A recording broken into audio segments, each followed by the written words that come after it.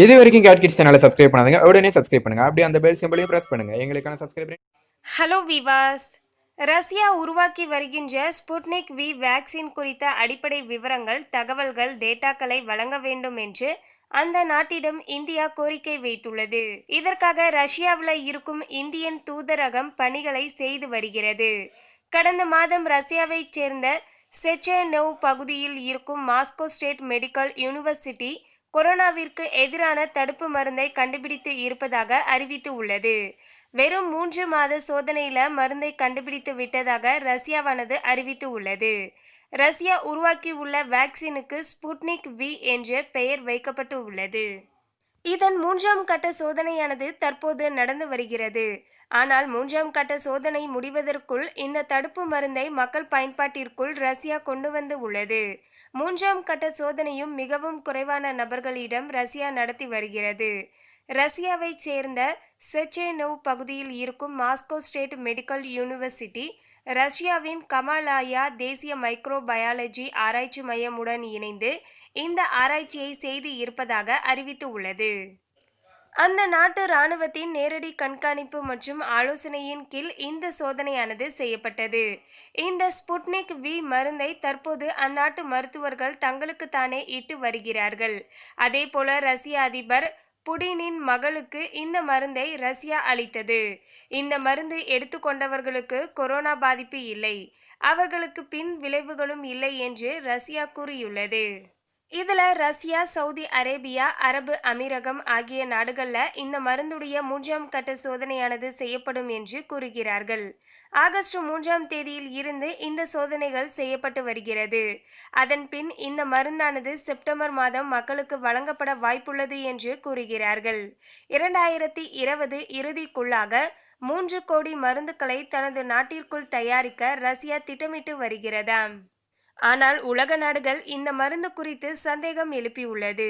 ரஷ்யாவின் உச்ச நண்பன் சீனா கூட இந்த மருந்தை வாங்கும் எண்ணத்துல இல்லை. இந்த மருந்தை சரியாக சோதனை செய்யவில்லை. அதனால இதன் பாதுகாப்பு குறித்து சந்தேகம் உள்ளது என்று உலக நாடுகள் அனைத்துமே தெரிவித்து உள்ளது. இன்னும் பலருக்கும் பார்த்தீங்கன்னா சோதனை செய்து அதனுடைய டேட்டாக்கள் வந்தால் மட்டுமே மருந்தை பயன்படுத்துவோம் என்று பல்வேறு நாடுகள் தெரிவித்து உள்ளது. இந்த நிலையில தான் இந்த தடுப்பு மருந்தை வாங்குவது குறித்து இந்தியா ஆலோசனை செய்து வருகிறது. இந்த மருந்து முழுமையாக பாதுகாப்பாக இருந்தால் அதை வாங்கலாம் என்று இந்தியா நினைக்கிறது. ஆனால் இதற்கான உறுதியான டேட்டாக்கள் கிடைக்கவில்லையாம். ரஷ்யா தங்கள் டெஸ்ட் தகவல்களை இன்னும் முழுமையாக வெளியிடவில்லை. எத்தனை பேருக்கு சோதனை செய்யப்பட்டது, முடிவுகள் எப்படி வந்தது என்ற டேட்டாக்கள் இல்லை. ஸ்புட்னிக் வி வேக்சின் குறித்த அடிப்படை விவரங்கள், தகவல்கள், டேட்டாக்களை வழங்க வேண்டும் என்று அந்த நாட்டிடம் பார்த்தீங்கன்னா இந்தியா கோரிக்கை வைத்துள்ளதாம். இதற்காக ரஷ்யாவில் இருக்கக்கூடிய இந்தியன் தூதரகம் பணிகளை செய்து வருகிறது. டேட்டாக்களை எங்களுக்கு கொடுங்கள், நாங்கள் திருப்தி அடைந்தால் உங்கள் மருந்துகளை வாங்கிக் கொள்கிறோம் என்று இந்திய தூதரகம் கூறியுள்ளதாம். இதனால ரஷ்யா தனது வேக்சின் விவரங்களை வெளியிடும் என்று எதிர்பார்க்கப்படுகிறது. மேலும் இந்த வேக்சின் குறித்த முழு டேட்டாக்கள் எப்போது வெளியாகும் என்பதை எல்லாமே நம்ம பொறுத்திருந்துதான் பார்க்க வேண்டும். மேலும் இதனைத் தொடர்ந்து தாம் கண்டுபிடித்து இருக்கும் கொரோனா தடுப்பூசியை சர்வதேச சந்தையில பயன்படுத்தும் வகையில ஸ்புட்னிக் வி என பெயரிட்டு இருக்கிறது ரஷ்யா. இந்த தடுப்பூசியை பெற இந்தியா உட்பட 20 நாடுகள் பார்த்தீங்கன்னா ஒப்பந்தம் செய்து இருப்பதாகவும் ரஷ்யா தெரிவித்து உள்ளது. உலக நாடுகளை சுமார் 8 மாதங்களாக ஆட்டிப்படைத்து பேரழிவை உருவாக்கி வருகிறது இந்த கொரோனா வைரஸ். உலக நாடுகள்ல அமெரிக்கா, பிரேசில், இந்தியா மற்றும் ரஷ்யா ஆகிய நாடுகள் மிக மோசமாக பாதிக்கப்பட்ட நாடுகள் பட்டியலில் இடம்பெற்று இருக்கிறது. இதனிடையே பார்த்தீங்கன்னா உலக நாடுகள் அனைத்துமே கொரோனாவை தடுக்க தடுப்பு மருந்துகள் கண்டுபிடிக்கும் முயற்சியில களமிறங்கி உள்ளன. இதுல ரஷ்யா அதிதீவிரமான முயற்சிகளை வெளிப்படுத்தியது. இது மிக பெரும் சர்ச்சையாகவும் வெடித்துள்ளது. இந்த நிலையில தான் கொரோனாவுக்கான தடுப்பூசியை கண்டுபிடித்து விட்டோம் என்று ரஷ்ய அதிபர் புதின் அதிகாரப்பூர்வமாக அறிவித்தார். தமது மகள்களுக்கு இந்த தடுப்பூசியானது போடப்பட்டு பரிசோதனை நடத்தப்பட்டதாகவும் புதின் அறிவித்து இருந்தார். இதனிடையே ரஷ்யா வெளியிட்டுள்ள அறிக்கை ஒன்றில் பார்த்தீங்கன்னா தங்களது தடுப்பூசியை பெற இந்தியா உட்பட 20 நாடுகள் ஆர்வமாக இருக்கின்றன. 100 கோடிக்கும் மேலான தடுப்பூசிகளுக்கு ஆர்டர் தர ஒப்பந்தம் செய்துள்ளன என தெரிவித்து உள்ளது. மேலும் சர்வதேச சந்தைக்காக இந்த தடுப்பூசிக்கு ஸ்புட்னிக் வி எனவும் ரஷ்யா பெயரிட்டு இருக்கிறது. இந்த தடுப்பூசியை கமலேயா ஆராய்ச்சி நிறுவனம் ரஷ்யாவின் பாதுகாப்பு அமைச்சகம் இணைந்து தயாரித்து உள்ளது. முந்தைய சோவியத் யூனியனானது விண்வெளிக்கு அனுப்பிய முதல் செயற்கைக்கோள் ஸ்புட்னிக்.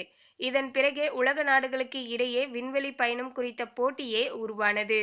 தற்போது உலகின் முதல் கொரோனா தடுப்பூசிக்கும் அதே ஸ்புட்னிக்கின் பெயரை ரஷ்யா சூட்டி இருக்கிறது என்பது குறிப்பிடத்தக்கது.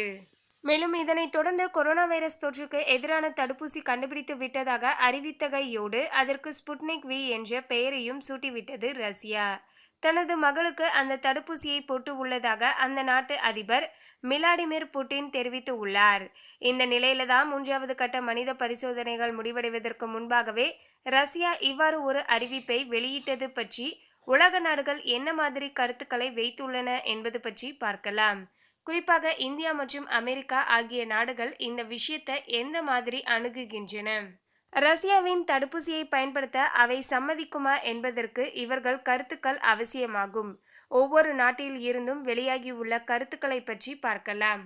முதலில் இஸ்ரேல் சுகாதாரத்துறை அமைச்சர் அளித்துள்ள பேட்டியில ரஷ்யா கொரோனா வைரஸ் தடுப்பூசி பற்றி ஆய்வு மேற்கொள்ளப்பட வேண்டியுள்ளது. சரியான தயாரிப்பு தானா என்பதை உறுதி செய்து கொண்டு அதன் பிறகுதான் ரஷ்யாவிடம் கொள்முதல் செய்வது பற்றி முடிவு செய்யப்படும் என அவர் தெரிவித்தார். அடுத்தது பிரேசில் நாட்டுடைய பரானா மாகாண ஆளுநர் ரதினோ ஜூனியர் கூறுகையில், பிரேசிலுக்கான ரஷ்ய நாட்டு தூதரை சந்தித்து இந்த தடுப்பூசியை கொள்முதல் செய்வது பற்றிய ஒப்பந்தத்தை மேற்கொள்ள உள்ளோம். ஆனால் பிரேசில் நாட்டுடைய மருத்துவ ஆய்வு அமைப்பு இந்த மருந்துக்கு ஒப்புதல் தருமா என்பது இன்னும் முடிவு செய்யப்படவில்லை என்று அவர் தெரிவித்தார். நெக்ஸ்ட் கஜகஸ்தான் நாடு தனது அதிகாரிகளை ரஷ்ய தலைநகர் மாஸ்கோவிற்கு அனுப்பி மருந்து கொள்முதல் செய்வது பற்றி பேச்சுவார்த்தை நடத்த உள்ளது. இந்த மாத இறுதியில் கஜகஸ்தான் குழு ரஷ்யா செல்ல உள்ளது. உலக சுகாதார அமைப்பின் செய்தி தொடர்பாளர் தாரிக் கூறுகையில், முழு பரிசோதனை முடியும் முன்பு முன்கூட்டியே ஒரு தடுப்பூசிக்கு அனுமதி கொடுக்க வேண்டுமானால் அதன் பாதுகாப்பு அம்சங்கள் பற்றி அனைத்து வகையான நெறிமுறைகளையும் அது பூர்த்தி செய்து உள்ளதா என்பது பற்றியும் விரிவான ஆய்வு நடத்தப்பட வேண்டும். அதற்கு பிறகுதான் அனுமதி கொடுக்க வேண்டுமா இல்லையா என்பது பற்றி முடிவு செய்யப்படும் என்று அவர் தெரிவித்தார். நெக்ஸ்ட் ஜெர்மனி சுகாதார அமைச்சர் ஜென்ஸ் கூறுகையில், தற்போது போதிய அளவுக்கு பரிசோதனை செய்யப்படவில்லை. பாதுகாப்பான ஒரு தடுப்பூசியை மக்களுக்கு வழங்குவதுதான் ஜெர்மன் நாட்டுடைய திட்டமாக இருக்கிறது தவிர ஊசி போட முதலில் தொடங்கிவிட வேண்டும் என்பது நோக்கம் கிடையாது என்று அவர் தெரிவித்தார். இதனைத் தொடர்ந்து அடுத்து பிரிட்டன் நாட்டுடைய சண்டே டெலிகிராஃப் நாளிதழில் வெளியாகியுள்ள தகவலின்படி ரஷ்யாவுடைய தடுப்பூசியை பிரிட்டன் பயன்படுத்தாது. ஏனெனில் மருத்துவ ரீதியாக முறைப்படி பரிசோதனை செய்த தடுப்பூசியை தான் பயன்படுத்த வேண்டும் என்பது பிரிட்டன் கொள்கையாகும். ரஷ்யா, சீனா ஆகிய நாடுகளில் எதுவாக இருந்தாலுமே முழுமையாக பரிசோதனை செய்யப்பட்டதை பிரிட்டன் விஞ்ஞானிகள் உறுதி செய்த பிறகுதான் அதை மக்களுக்கு பயன்படுத்த முடியும் என்று தெரிவிக்கப்பட்டு உள்ளது. நெக்ஸ்ட் அமெரிக்காவின் பிரபல தொற்று நோயியல் மருத்துவர் அந்தோனி கூறுகையில், ரஷ்யா இவ்வளவு வேகமாக முழு பரிசோதனையை முடிக்காமல் தடுப்பூசியை கொண்டு வந்து உள்ளது. முழுக்க நம்பிக்கைக்கு இடமளிக்கவில்லை. கடைசி நபரும் பாதிப்பு ஏற்படவில்லை என்பதை முழுமையாக அறிவதற்கு முன்பாக தடுப்பூசி கண்டறிந்து விட்டதாக அறிவித்து அதை விநியோகம் செய்வது சரி கிடையாது என்று தெரிவித்து உள்ளார். அமெரிக்க சுகாதாரம் மற்றும் மனிதவள சேவை செயலாளர் அலெக்ஸ் அசார் கூறுகையில், தடுப்பூசி தொடர்பாக வெளிப்படையான தகவல்கள் பரிமாற்றம் செய்யப்பட்டு இருக்க வேண்டும். முதலில் தடுப்பூசி கொடுப்பது முக்கியத்துவம் கிடையாது. தடுப்பூசி எடுத்துக்கொள்ளும் மக்கள் பாதுகாப்பாக இருக்க வேண்டும் என்பதும் தடுப்பூசி சரியாக வேலை செய்கிறதா என்பதுதான் முக்கியம். இவ்வாறு அவர் தெரிவித்து உள்ளார். நெக்ஸ்ட் இந்தியாவை பொறுத்த அளவில் எய்ம்ஸ் மருத்துவமனையின் இயக்குனர் ரன்தீப் குலேரியா அளித்துள்ள பேட்டியில், ரஷ்யாவில் தடுப்பு மருந்து கண்டுபிடிக்கப்பட்டு இருப்பது உண்மை என்றால் அந்த மருந்தை நமது ஆய்வுக்கூடத்தில் பரிசோதனைக்கு உட்படுத்த வேண்டும். அந்த தடுப்பு மருந்தால் பக்க விளைவுகள் எதுவும் ஏற்படாமல் இருக்கிறதா என்பதை உறுதி செய்ய வேண்டும். போதிய அளவுக்கு நோய் எதிர்ப்பு சக்தியை தடுப்பூசி வழங்குகிறதா என்பதை உறுதி செய்ய வேண்டும் என்று அவர் தெரிவித்து உள்ளார். மேலும் இந்த தகவலை பற்றிய உங்களுடைய கருத்தை கமெண்ட்ல பதிவு பண்ணுங்க. இந்த தகவல் உங்களுக்கு பிடிச்சிருந்தா லைக் பண்ணுங்க, ஷேர் பண்ணுங்க. இது போன்ற சுவாரஸ்யமான தகவலை தெரிந்து கொள்ள சேனலை சப்ஸ்கிரைப் பண்ணுங்க. தேங்க்யூ.